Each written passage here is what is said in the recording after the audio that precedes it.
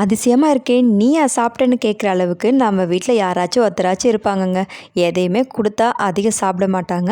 அவங்களையே 5 இட்லி சாப்பிடுற அளவுக்கு ஒரு சூப்பர் டேஸ்டியான பட்டாணி குழம்பு எப்படி பண்ணுறதுன்னு பார்க்கலாங்களா? இதுக்கு காஞ்ச பட்டாணி 8 மணி நேரம் ஊற வச்சுட்டு குக்கரில் சேர்த்துக்கலாம். அதில் 1 டேபிள் ஸ்பூன் இஞ்சி பூண்டு சேர்த்துட்டு 3 விசில் வேக வச்சு எடுத்துக்கலாம்.